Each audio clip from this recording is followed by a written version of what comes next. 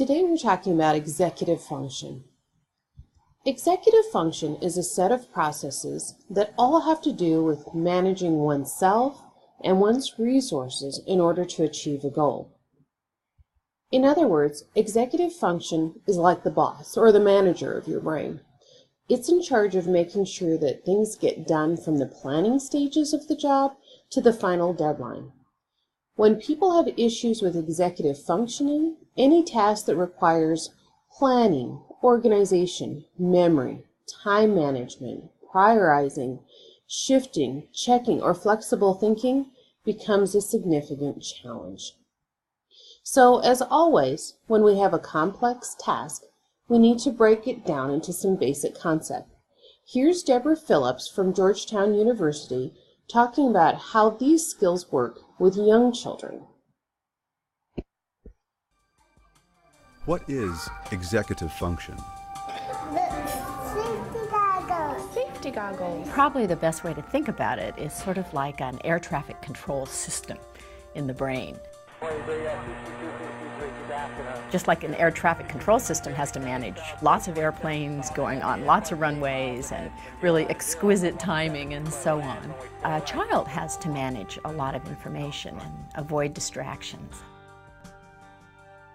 We really think of it as involving working memory and inhibitory control and mental flexibility. Take a situation where a child is having to take turns. So first of all, the child has to have inhibitory control. The child has to be able to stop whatever he or she is doing and let the other child take a turn. Cute. But when it's your turn again, you also have to remember what it is you're supposed to be doing.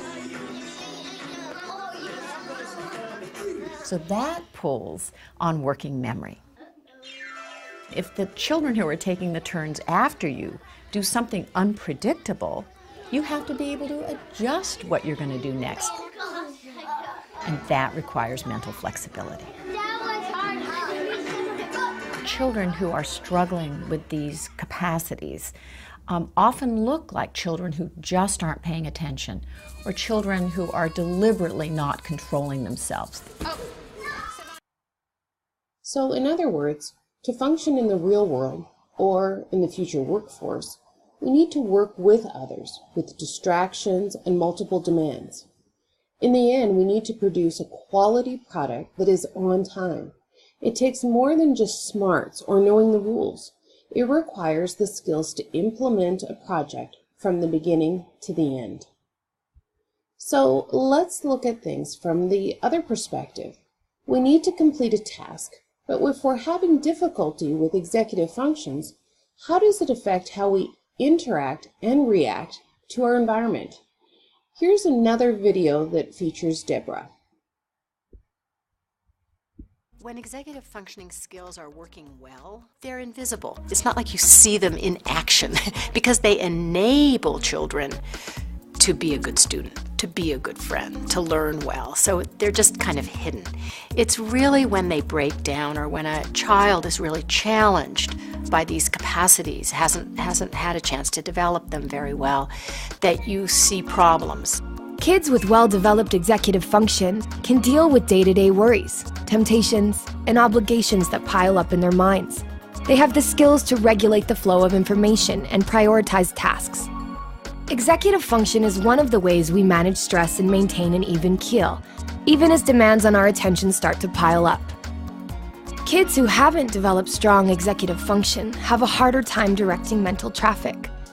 Without the ability to prioritize, thoughts pile up and collisions occur, leading to frustration and anxiety. First of all, we aren't born with executive functioning skills. Executive functioning skills are capacities that we learn. It's very important that children be in relatively predictable, unchaotic environments that are free of toxic stress, because when we are surrounded by chaos and disorganization, and especially if we're surrounded by fear and anxiety and a world that feels threatening, it's very hard for children to acquire these kinds of capacities. Like most skills, Good executive function depends on a strong brain foundation that develops in our earliest years of life. Caregivers can help by setting a good example with their own behavior, practicing serve and return interactions, and preventing toxic stress. As kids grow up through their preschool years and even into their teens, a stable, predictable environment will help them develop good executive function skills. Executive functioning skills can be trained and taught. You do not have to give up on a child who has these problems. There are very sensitive periods during the ages from about 2 to 5 or 6, and again during adolescence, when these skills seem to be kind of growing by leaps and bounds. So you have a couple of opportunities, and ideally do both. The human brain is an amazing thing. With practice, it can learn to pay attention, plan ahead, prioritize, and react to events as they unfold, just like the air traffic control tower at our busy airport. With help from the community, kids can learn the skills they need to thrive in a challenging world. Now that we know a little bit about executive functions, what can we do about them? Rather than just letting life happen around us, we need to stop and think through each task we participate in. I'm going to narrate the next clip for you. It reviews some of what we've already learned and gives some strategies that we can use to compensate and learn. Let's take a look. Your brain is like a funnel that takes in information and helps you respond, plan, and act in the world. Your brain uses what are called executive functions to help you get started on tasks, stay focused, and respond appropriately. How do they work? Well, let's take a closer look. Executive functions help you organize a task, follow through, and finish it to the end. They also help you to respond to others in social situations. This is important in school, where you're expected to know what to do, how to do it, and how to get more information if you need it.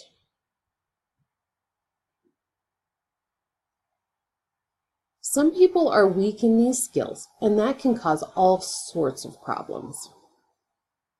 The good news is your brain is like a muscle, and you can teach it new tricks. Did you ever get up in the morning and forget your lunch, your homework, or maybe even your sneakers? This may be due to poor organizational skills. Or your teacher asks a question, and you think, I know the answer, but I just can't think of it right now. This may be due to poor working memory. Maybe at lunch you're so excited that you talk a mile a minute and don't notice that your friends want a turn. Sheesh, he never lets me talk. This may be due to poor self-monitoring, where we don't check on how others are feeling. This happens a lot when we get excited or tired. Or maybe sometimes you get really upset when things don't work out like you expected. Erg. This may be due to poor flexibility or emotional control. You may have a bunch of homework that you need to start,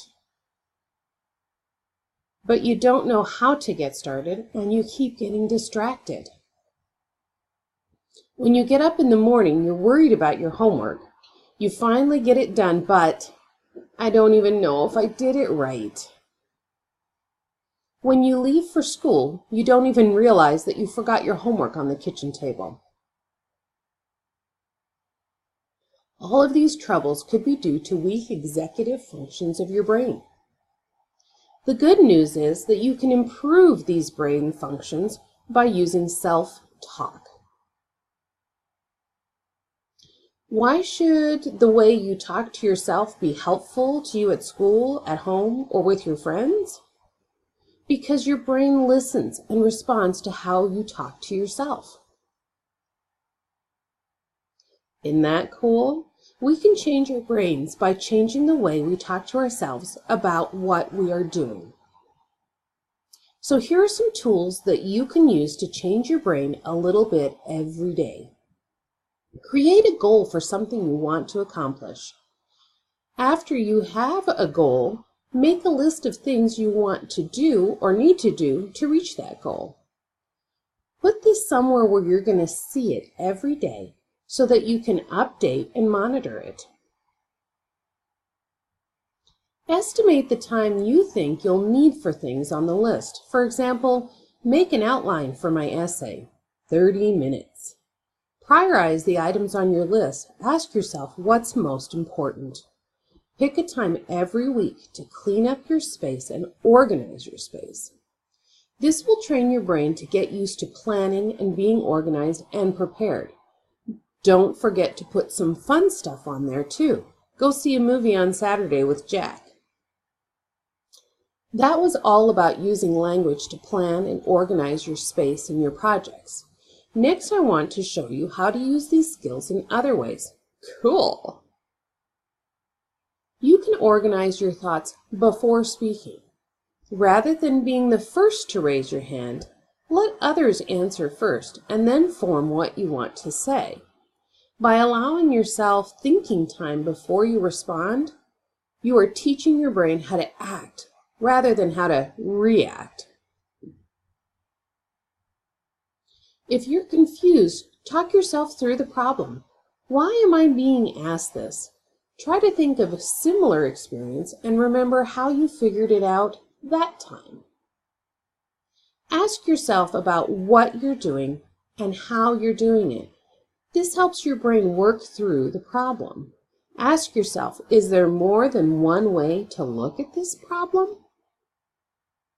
If you notice feeling angry or upset, stop and ask yourself, what's happening here? When this happened before, what did I do? If I say or do this, will it make things better or will it make them worse? And don't give up. Remember, your brain is a muscle, and it takes work to make new parts of your brain. So remember, your brain is very flexible. You can learn the strategies to organize and act on all kinds of information. Happy learning!